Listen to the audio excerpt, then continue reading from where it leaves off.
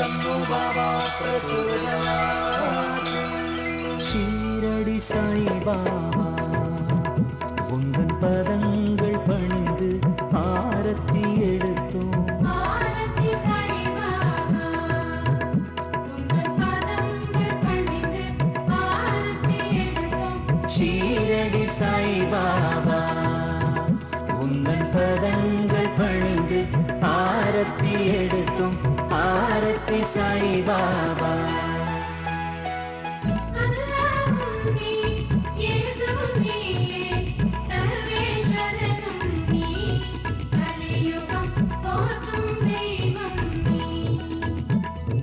ஆரத்தி சாய் பாபா உந்தன் பதங்கள் பணிந்து ஆரத்தி எடுத்தோம். ஷீரடி சாய் பாபா.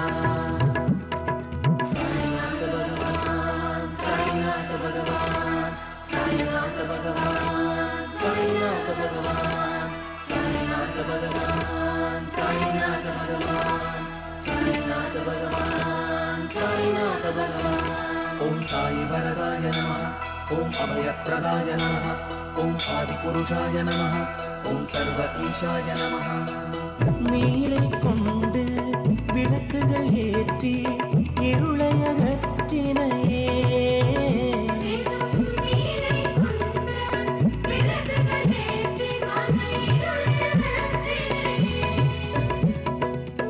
நெருப்பில் குழந்தை வீழ்ந்திடாமல் தன் கை கொடுத்தனையே.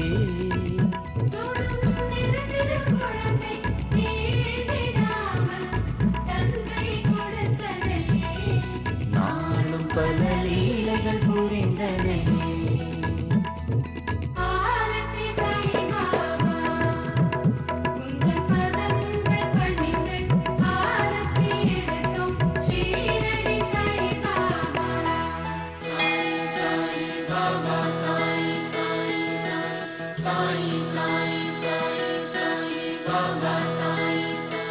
அன்பர் பணி செய்ய என்னை ஆளாக்கி விட்டு விட்டால் இன்ப நிலை தானே வந்து எய்தும் பராபரமே.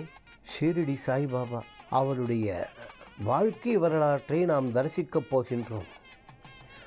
இந்த நிகழ்ச்சியினுடைய விசேஷம் என்னங்கிறத போன எபிசோடில் ஒரு தொகுப்புற மாதிரி பார்த்தோம். நாம் பல பேருக்கு நமக்குள்ள ஒரு சந்தேகங்கள் இருக்குது.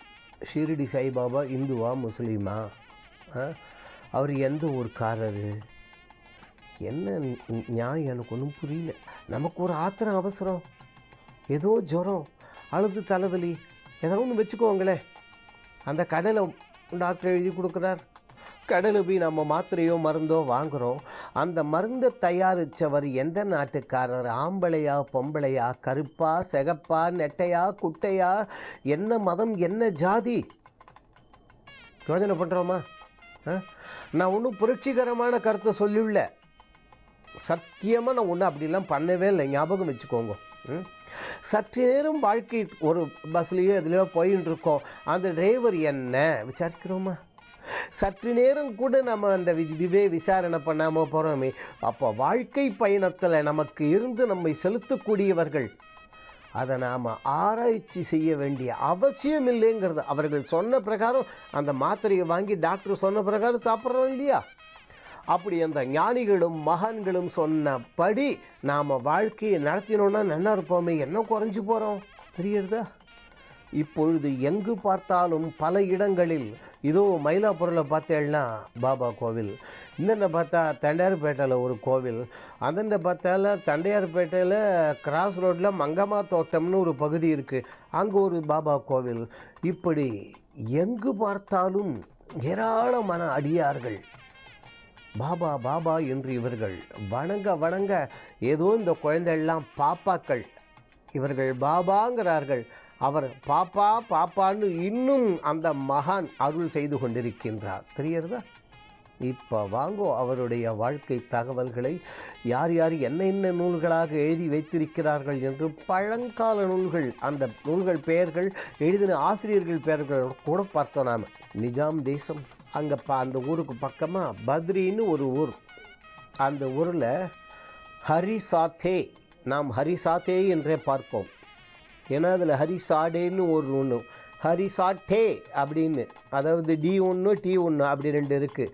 அது ஹிந்தி நூல்களில் இதை சொல்லும்பொழுது ஹரிசாத்தே அப்படின்னு சொல்லி வச்சுருக்கு இந்த பேரை. நாம் ஹரிசாத்தேனே பார்த்துருவோம். என்ன ஹரிசாத்தேன்னு ஒருத்தர் அந்தனர் குலம், வேத விற்பனர், வேதங்களில் கரை கண்டவர். அவ்வளவு வேதங்கள் என்ன, உபநிடதங்கள் என்ன, அவ்வளவுலேயும் கரை கண்டவர் அது மட்டும் இல்லை. ஏதோ ஒரு வாரியார் சுவாமிகள் சொல்கிற மாதிரி மரபீரோவில் உள்ள ஞான நூல்களை இந்த மாம்ச பீரோவில் ஏற்றி வைத்து பலனில்லைம்பாரு வாரியார் சுவாமிகள். தெரியறதா? அப்படி இல்லாமல் அந்த அவ்வளவையும் இங்கே வாங்கியிருக்கிறது மட்டும் இல்லை, அதை அனுபவத்திலும் கொண்டு வந்த ஒரு உத்தமமான மகா ஞானம், அவ்வளவு மகா ஞானம். அவருடைய மனைவி பெயர் லட்சுமி. அந்தன்ன பார்த்தேன்னா ஹரின்னு சொல்லியிருக்கேன், இந்தன்ன பார்த்தேன்னா லட்சுமின்னு சொல்லியிருக்கேன். இந்த தம்பதிகள் இவர்கள் இல்லறம் நடத்தக்கூடிய அந்த வீட்டுக்குள்ள ஒரு பெண்மணி நிரந்தரமாக வந்து குடியிருக்கா. அந்த பெண்மணி வேற யாரும் இல்லை, சரஸ்வதி தேவி. சரஸ்வதியினுடைய அருள் அந்த கிரகத்தில் வீட்டுக்குள்ள அப்படியே பரிபூர்ணமாக நிறைந்திருக்கிறது. சரஸ்வதி தேவியினுடைய அனுகிரகம் பரிபூர்ணமாக இருக்கிற இடத்துல லக்ஷ்மி தேவியினுடைய அனுகிரகம் இருக்காதுன்னு ஒரு வழக்கே உண்டு. அதாவது சரஸ்வதி இருக்கிற இடத்துல லக்ஷ்மி இருக்க மாட்டா, லக்ஷ்மி இருக்கிற இடத்துல சரஸ்வதி இருக்க மாட்டா, நம்ம பேச்சில் சொல்லிகிட்டு இருப்போம். இந்த காஞ்சி மகா சுவாமிகள் ரொம்ப அழகாக நகைச்சுவையாக சொல்லுவார். சரஸ்வதி இருக்கிற இடத்துல லக்ஷ்மி இருக்க மாட்டா, லக்ஷ்மி இருக்கிற இடத்துல சரஸ்வதி இருக்க மாட்டா அப்படின்னு சொல்லுவா. அது வேறு ஒன்றும் இல்லை. சரஸ்வதி நாட்டு பொண்ணு மருமகள், மகாலட்சுமி மாமியார். மாமியார் இருக்கிற இடத்துல மருமகள் இருக்க மாட்டா, மருமகள் இருக்கிற இடத்துல மாமியார் இருக்க மாட்டான்னு ஒரு மரியாதை நிமித்தமானு வச்சுக்கோங்களேன். புரியுறதா? அப்படின்னு சொல்லிவிட்டு இது பெரியவா ரொம்ப விரிவாகவே சொல்லி வச்சுருக்கா. அதாவது நகைச்சுவையாக தமாஷா.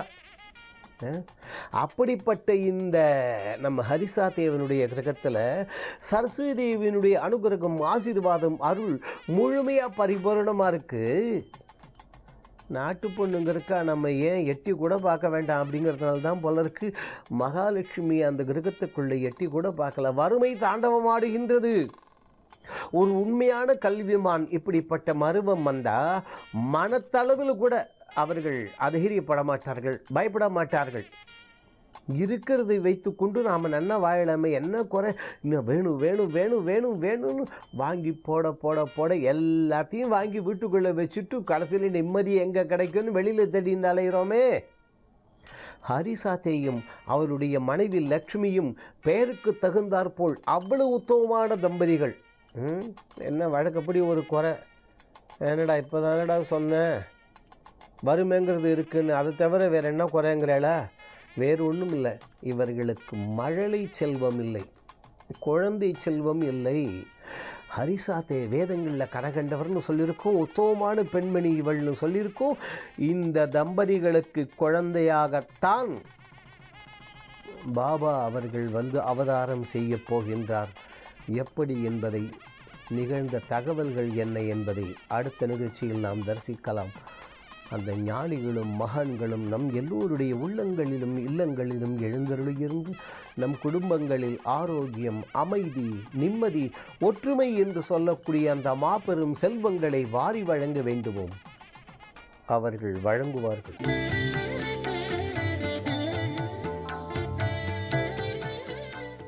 ஸ்ரீ குருபியோ நமக. ஓம் காஞ்சி வாசாய வித்மகே சாந்த ரூபாய தீமகி தன்னோ சந்திரசேகரேந்திர பிரச்சோதியாத். ஜீ தமிழ் தொலைக்காட்சியினர்கள் அனைவருக்கும் பி சுவாமிநாதனின் இனிய காலை வணக்கம். தெய்வத்தின் குரல் நிகழ்ச்சியில் நேற்றைய தினம் நம்ம சந்தானாராமன் அப்படிங்கிறவரது நிகழ்வை நம்ம பார்த்துட்டுருக்கோம்.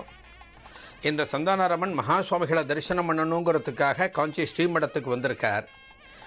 இந்த சந்தானாராமனை மகா சுவாமிகள் சொல்கிறார், இவன் பேர் நவநீத சோரன் அப்படின்னு அங்கே இருக்கக்கூடிய பக்தர்களுக்கு அறிமுகம் பண்ணுறார்.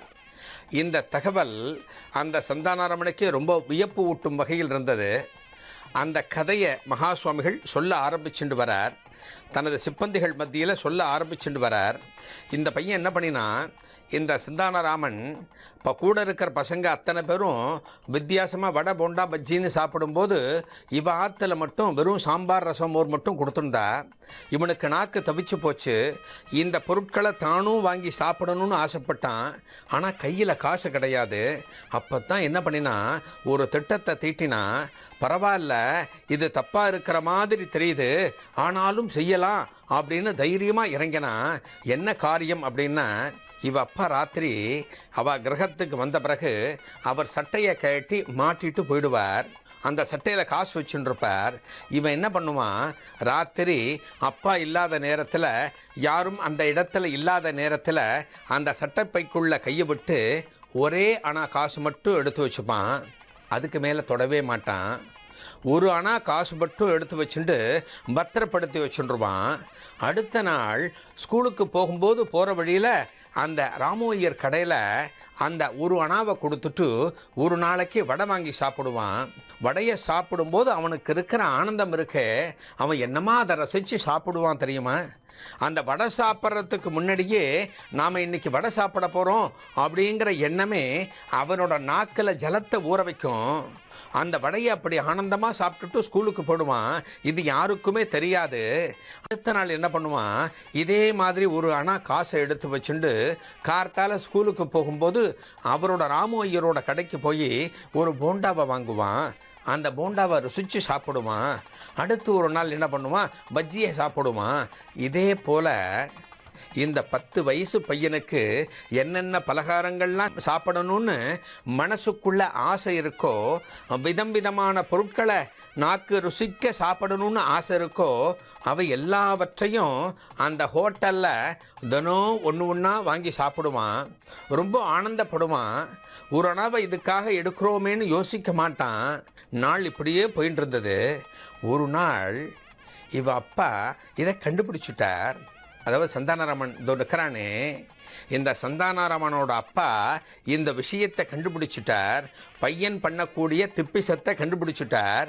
தன்னோட சட்டப்பையிலேருந்து காசு எடுத்துட்டு போகிறான் அப்படிங்கிறத அவருக்கு தெரிஞ்சு போச்சு. டெய்லி காசு எடுக்கிறாங்கிறத கடைசியாக கண்டுபிடிச்சிட்டார். அப்புறமா பையனை கூப்பிட்டு சொல்லியிருக்கார். பையன் இனிமேல் நான் எடுக்க மாட்டேன்னு சொல்லியிருக்கான். அந்த விஷயம் அப்படியே முடிஞ்சு போச்சு. பையனை ரொம்ப அவர் கண்டிக்கலை. என்ன பண்ணினார், ஒரு 2-3 நாள் கழித்து நேராக எங்கிட்ட கூட்டின்னு வந்துட்டார். எங்கள் மடத்துக்கே சந்தானராமனை அவள் அப்பா அம்மா கூட்டிகிட்டு வந்துட்டா.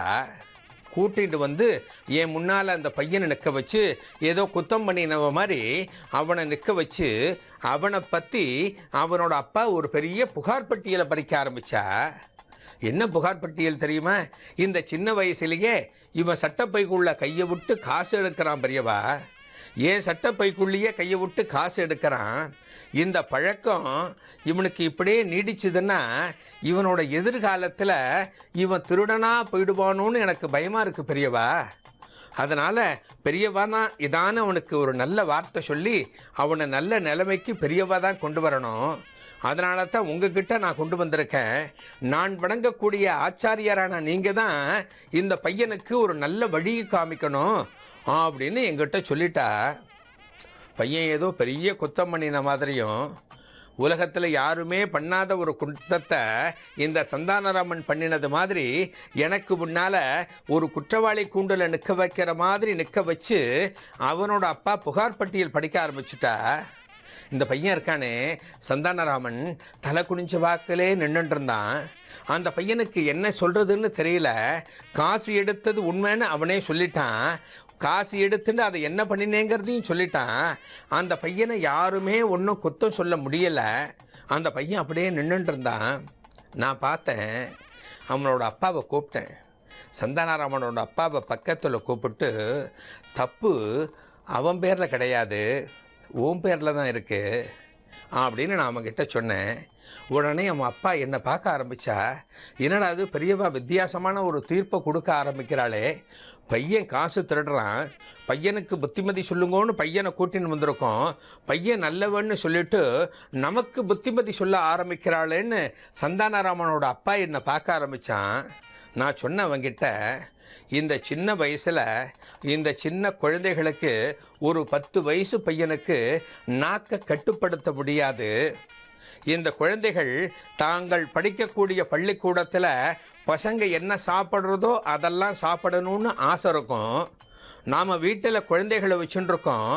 அந்த குழந்தைகளுக்கு வித்தியாசமான பதார்த்தங்களை நாம் பண்ணி போட்டு ஆகணும். இந்த வளர்கிற வயசில் இந்த குழந்தைகளுக்கு என்னென்ன உணவு தேவைங்கிறத நாம் தான் பார்த்து கொடுக்கணும். வயசானவா சாப்பிட்றது மாதிரி ஒரு பத்திய உணவு மாதிரி குழம்பு ரசத்தை இவாளுக்கு போடக்கூடாது. இந்த பையனும் தன்னோட கிரகத்தில் இதெல்லாம் கிடைக்கும்னு பார்த்துருக்கான். அவனுக்கு கிடைக்கல. பாவம் அவனும் பொறுத்து பார்த்துருக்கான். நம்மாத்துலேயும் வடை பண்ணுவா, நம்மாத்துலேயும் ஏதான ஒரு சந்தர்ப்பத்தில் பஜ்ஜி பண்ணுவா, நம்மாத்துலேயும் போண்டா பண்ணுவான்னு இந்த பையன் ஆவலாக பார்த்துருந்துருக்கான். இந்த பையனுக்கு கிடைக்கவே இல்லை. நம்மாத்தில் கிடைக்கவே கிடைக்காதுன்னு தீர்மானம் பண்ணிட்டு தான் இந்த பையன் அப்படி ஒரு முடிவு எடுத்திருக்கான். உன்னோட பையிலேருந்து காசு எடுத்திருக்கான். உன்னோட பையிலேருந்து காசு எடுத்துகிட்டு போய் கடைக்கு போய் தினமும் வாங்கி சாப்பிட்டு இருக்கான். நீ கொஞ்சமாவது யோசித்து பார்த்தியா? இப்படி ஒரு பையனை வச்சுட்டு நாம் எதுவும் பண்ணாமல் இருக்கோமே அப்படின்னு நீயோ உன்னோட பத்தினியோ யோசித்து பார்த்துருக்கேளா அப்படின்னு சொல்லிட்டு மகா சுவாமிகள் அடுத்து ஒரு விஷயத்தை சந்தானராமனோட தகப்பனாருக்கு சொல்கிறார். அது சந்தானராமனோட தகப்பனாருக்கு மட்டும் கிடையாது, இன்னைக்கு இருக்கக்கூடிய அனைத்து தகப்பனார்களுக்கும் அனைத்து தாயார்களுக்கும் சொல்லக்கூடிய ஒரு அட்வைஸாக, ஒரு அறிவுரையாக மகா சுவாமிகள் ஒரு விஷயத்தை சொன்னார். அந்த சுவாரஸ்யமான செய்தி என்ன அப்படிங்கிறத நாளைய தெய்வத்தின் குரல் நிகழ்ச்சியில் பார்க்கலாம். நன்றி, வணக்கம்.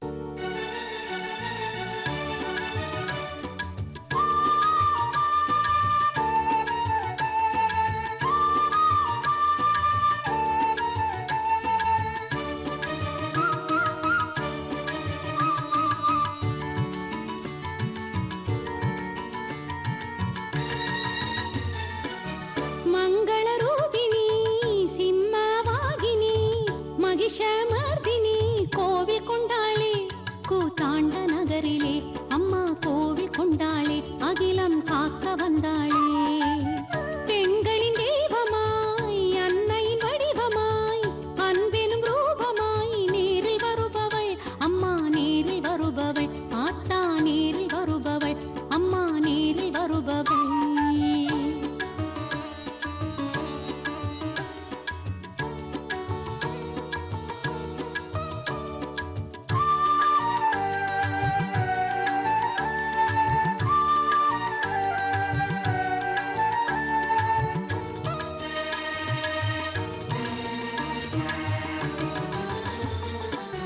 மண் மீது எத்தனை உயிர்களை படைத்தாய், மண் மீது எத்தனை உயிர்களை படைத்தாய், உயிருக்கு உறவுகள் படைத்தாய், உறவுக்கு உணர்வினை கொடுத்தாய்.